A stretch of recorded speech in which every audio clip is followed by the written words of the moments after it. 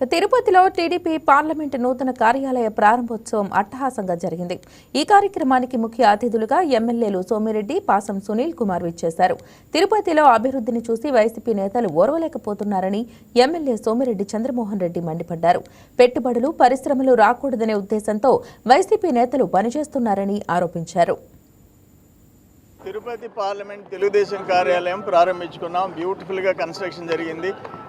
ప్రధాన కార్యదర్శి దివాకర్ రెడ్డి గారు 2 నెలల్లో దీన్ని కన్స్ట్రక్ట్ చేయించారు.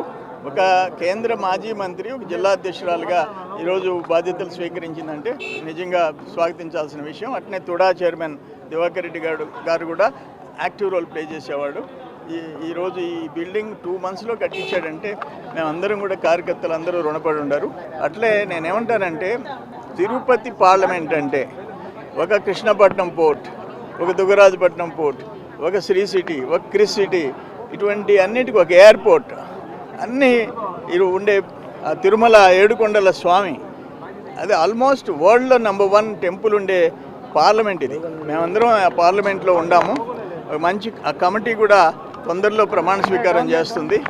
ఈ జరిగే అభివృద్ధిని చూసి ఓచుకోలేక మాట్లాడుతున్నారు. క్రిస్ సిటీ ప్రధానమంత్రి గారు అక్కడ వర్చువల్ ఫౌండేషన్ వేశాడు. ఇక్కడ 4 monthsలో బ్యూటిఫుల్ ఇన్ఫ్రాస్ట్రక్చర్, దాదాపు 1100 చిల్లర కోట్ల రూపాయలు, 2300 ఎకరాలు ఇన్ఫ్రాస్ట్రక్చర్కి ఖర్చు పెట్టేస్తుంది కేంద్రం.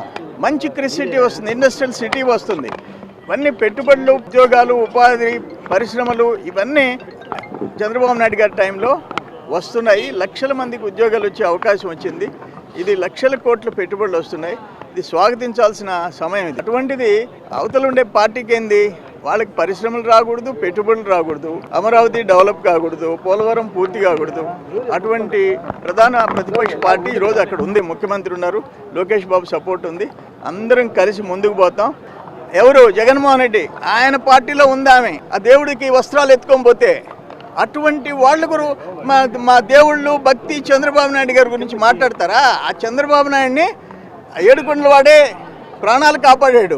దాని గురించి చెప్పాలనా? ఈరోజు మొత్తం తిరుమల కానీ ఎన్ని దేవస్థానాలు శాంక్షన్ చేస్తున్నా ఎప్పుడన్నా చరిత్రలో ఉద్యోగాలు ఇస్తుంటే అది మీకు ఇష్టపడదా? మీకంటే వాలంటీర్లకు ఇస్తే చాలా. వాలంటీర్లు ఒక్క గంటలో పనిచేస్తున్నారు సచివాలయం సిబ్బంది. ఈరోజు యాక్చువల్గా మేము వాళ్ళకి శుభాకాంక్షలు చెప్పాలా, అభినందనలు తెలియజేస్తున్నాము. అలాగే 7 అసెంబ్లీలో ఏ కార్యకర్తకు కానీ, ఏ లీడర్కి కానీ ఏ అవసరాలు వచ్చినా వాళ్ళిద్దరూ ముందుండి పార్టీని బలోపేతం చేసి ముందుకు తీసుకుపోవాలని నేను కోరుకుంటున్నాను. చాలా ఆనందంగా ఉన్నది.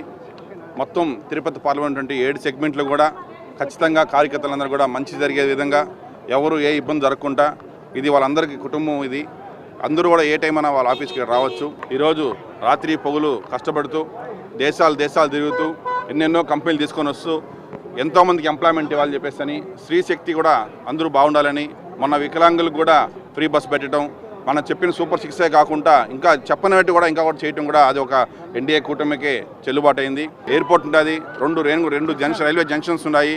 సో కాబట్టి ట్రాన్స్పోర్ట్కి చాలా ఇది.